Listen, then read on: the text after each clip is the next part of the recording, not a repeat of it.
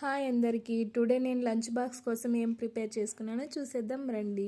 Today నేను vegetable rice prepare చేసుకున్నాను.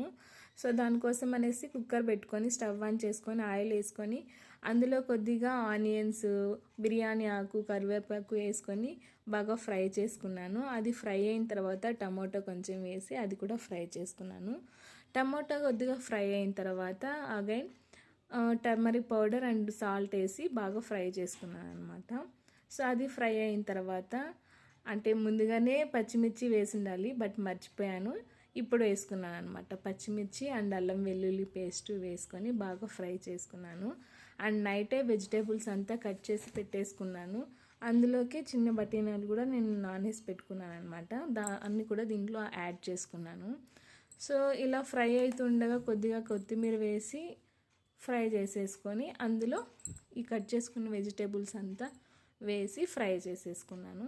So fry అయిన తర్వాత 1/2 వాటర్ అనేది వేసుకొని కొద్దిగా ధనియాల పొడి, సాంబార్ పొడి అండ్ కొరియాండర్ పౌడర్ కొద్దిగా వేసి ఫ్రై చేసేసుకున్నాను.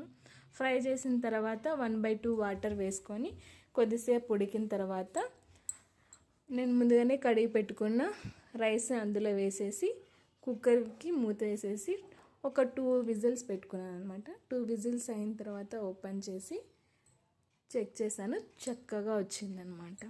అండ్ మీరు నా యూట్యూబ్ ఛానల్ని సబ్స్క్రైబ్ చేసుకున్నారు కదా, ఒకవేళ సబ్స్క్రైబ్ చేసుకోకపోతే ఇక్కడ ట్యాగ్ చేస్తాను నా యూట్యూబ్ ఛానల్ని.